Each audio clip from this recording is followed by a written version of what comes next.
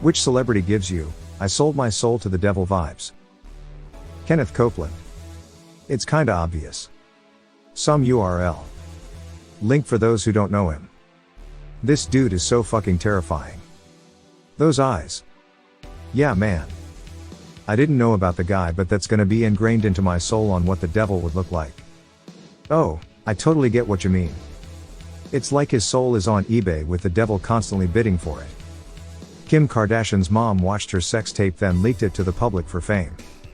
She literally whored out her own daughter while watching her do it. This whole family gives me WTH vibes. I don't understand any of their fame or fortune. Their father was a lawyer for OJ. Why did it have to go further than that?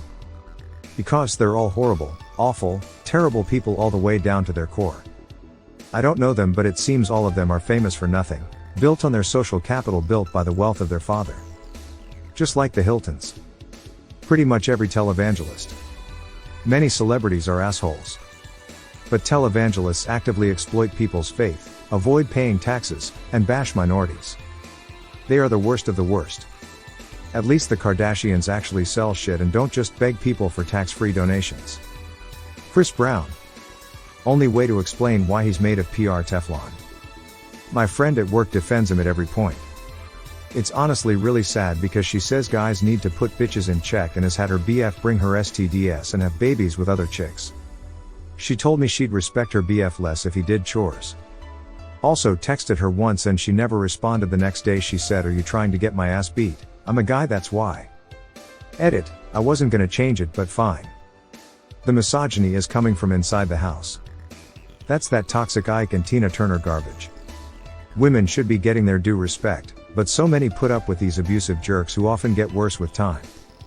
Nobody deserves to be beaten or punished in a loving relationship. Man, Chris Brown's PR Teflon is so strong, I bet he could break dance on a slip and slide covered in cooking oil and never miss a beat. Robert Johnson. Hey, we had a deal. See you at the crossroads. So you won't be lonely. And I'm gonna miss everybody. Robert Johnson? More like Robert Soul for Sale Johnson, am I right? That guy's got more devilish vibes than a haunted house with a clearance sale. Tom Cruise. David Miscavige, and other Scientology leaders, are pretty solid stand-ins for the devil, so yeah. More like David Miscarriage of Justice. Keeping his wife a prisoner and all. She's having a cakewalk compared to Lisa McPherson.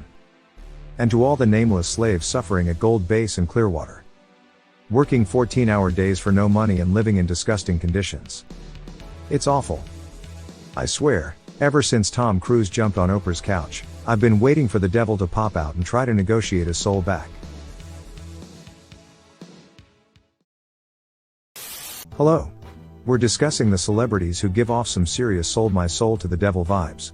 Which famous face makes you wonder if they traded their soul for fame and fortune? Leave your answer below and let the speculation begin. Joel Osteen. If Christ came back, I fully expect the first thing he will do is walk into his church with a whip and flip some tables.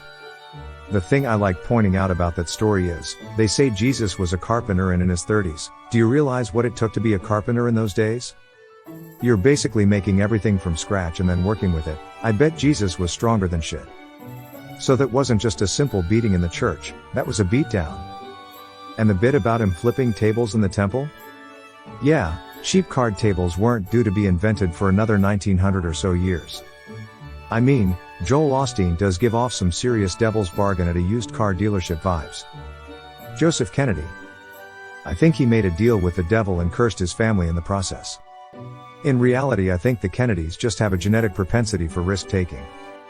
That's what caused so many of them to make such powerful enemies, or put themselves in such dangerous situations. Kevin Spacey. Twice. Satan struck him down with a heart attack yesterday. Hey, bro, like maybe dial it back a bit. It's been nearly 25 years since American Beauty. Time to collect. The greatest trick the devil ever pulled was convincing the world he didn't exist. And like that, poof. He's gone. Such a great line in a brilliant movie. Jared Leto. Aren't you supposed to get talent in exchange for your soul? Fuck dude. He's already going to hell, Don't have to burn him like that in life too. I don't understand the notion that he's not talented. Yes, he's a fucking creep and probably a horrible person, but he's definitely talented. He was incredible in Dallas Buyers Club and 30 Seconds to Mars are huge. You know, every time I see Nicolas Cage act in a movie, I can't help but wonder if his soul is on Amazon Prime delivery. Steph Curry just be throwing shit up from wherever and nobody smell the sulfur come off the net. Edit, for anyone interested, I read a book about it back in the day. This gives me Little Nicky vibes. I just rewatched that in the past month or two as a background movie, still pretty hilarious. It still holds up? Very nice. The line that always comes to mind is the plug-in for Popeyes. Popeyes is the shiznit. Legends say that Les Claypool, the lead singer and bassist of Primus, sold his soul for the devil's thumb.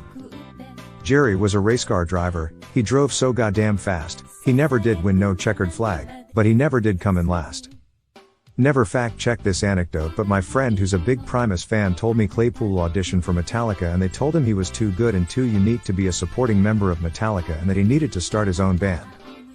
Sounds a bit mythologized, but it makes sense that he wouldn't be able to show off his full potential as a bassist if he wasn't playing his own stuff.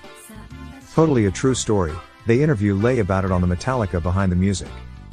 Primus has also been known to bust out Master of Puppets at soundcheck, and they cover the things that should not be on Rhinoplasty. Kardashians. Specifically, Kris Jenner brokered the deal and lost her soul first. Well, gotta pimp out your daughters when your bank account, lawyer husband dies, and your new former Olympic runner husband isn't cutting it. They had no souls to begin with. I swear, if the Kardashians ever did sell their souls, they'd probably have their own reality show about it, complete with sponsored devil emoji merchandise. Adam Levine. There has to be some sort of nefarious influence to get that many people lapping up that level of mundanity. And all the songs are just lyrically icky. He looks creepy. He always looks like he's in pain when he performs. Liked the first album well enough, but if he sold his soul for success, everything he's done since Songs About Jane is pretty meh. Not to mention his voice just irks me.